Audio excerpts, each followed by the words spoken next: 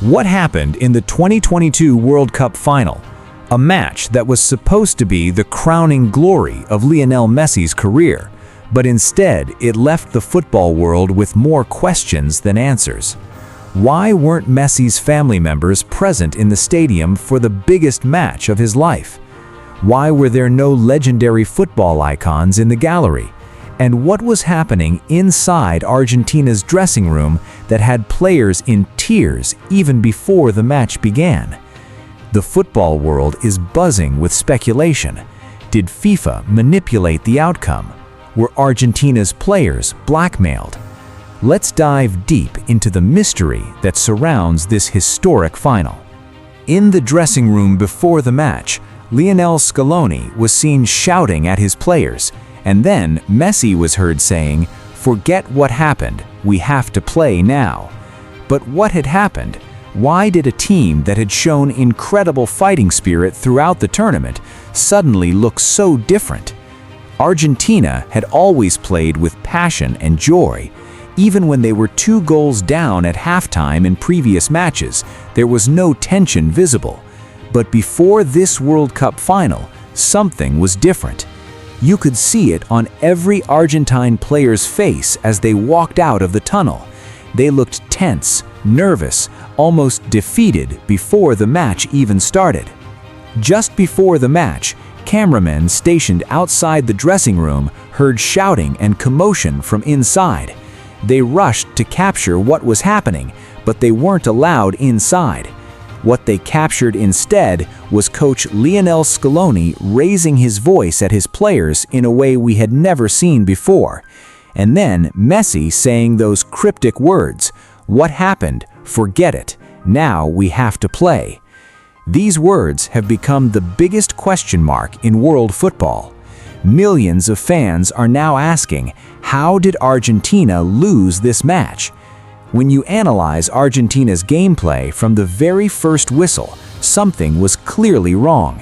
Everything seemed chaotic. Players were misplacing passes, positions were all mixed up, and the team that had dominated the tournament looked completely lost. Let's talk about the tactical decisions in this match. Emi Martinez's goalkeeping was exceptional. He made some incredible saves that kept Argentina in the game. But here's the strange part. Argentina, a team known for their attacking style of play, suddenly became completely defensive. In previous matches, we had seen them fight back, scoring crucial goals, mounting incredible comebacks. But in this final, not a single player was pushing forward in attack. They didn't even seem interested in scoring before extra time. Here's a shocking statistic. Throughout the entire match, Argentina had 0 shots on target, not one. During regular time, before extra time, after everything, they didn't manage a single shot on goal. Even after halftime passed, they hadn't registered a single shot at the goalpost. This is completely unprecedented for a team of Argentina's caliber.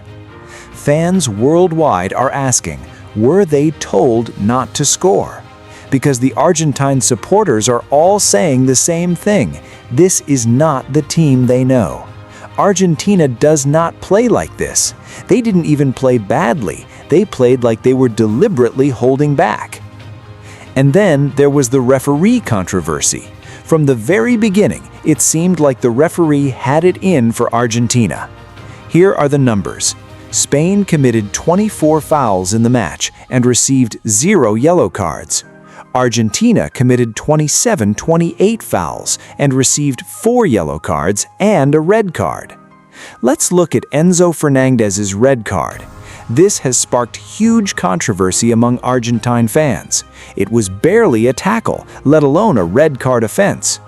After the red card was shown, Lionel Messi and the entire Argentine team desperately pleaded with the referee to check VAR. They were practically begging for a review, but the referee completely ignored their pleas. Enzo Fernandez's first yellow card was also suspicious. He simply tried to speak to the referee, asking for a foul to be called, and was immediately shown a yellow card. Meanwhile, Spain's Cucurella put his hand on Lionel Messi's face while talking to him. According to FIFA's new rules, this is a clear violation. Players cannot touch opponents' faces while speaking. The referee could have shown a red card, but Cucurella got away completely. Where was the consistency? Where was the justice? Now, let's talk about perhaps the strangest detail of all. Why didn't Lionel Messi's family attend the World Cup final? Why weren't his wife, his children, his parents in the stands to watch the biggest match of his life? The Argentine fans are all asking the same question. Were they being held hostage? Was this blackmail? Lose the match and your family stays safe. Why haven't we seen any reaction from the Argentine players on social media after the World Cup?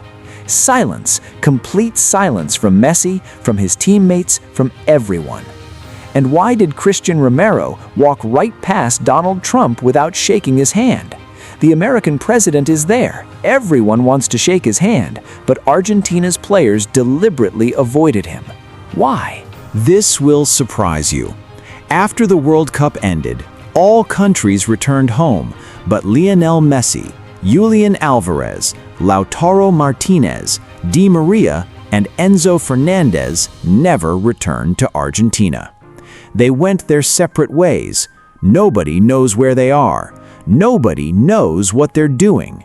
For a team that just played in a World Cup final, this is unprecedented. And let's not forget, Lionel Messi scored 8 goals and provided 4 assists. This was his best World Cup performance ever. Yet, he didn't win the Golden Ball. Spain's Rodri won the Golden Ball. Let's look at his World Cup stats. 0 goals, 0 assists. He ran a lot and passed the ball. That's it. If we're giving awards purely on passing stats, every defender in the tournament should have won. Defenders touch the ball more than anyone else. By that logic, defenders should win every Golden Ball award. The entire football world knows how hard Lionel Messi worked to bring Argentina to that final. Yet not a single Argentine player received any individual award. And then Lionel Scaloni told the media, "We need to start a new chapter." Why did he hint at his own retirement? Millions of fans around the world are now demanding one thing: a replay. They want Spain versus Argentina to be played again. They want the truth to come out. They want clarity. They want justice. They want to see the match that should have been played. So tell me, do you think Argentina versus Spain should be replayed? Do you believe there was something wrong with that match? The mystery of the 2022 World Cup Final continues to grow. Every day, new questions emerge. Every day, the silence from the Argentine camp speaks louder than any explanation could. Football is supposed to be the beautiful game. It's supposed to be about passion, skill, and fair competition.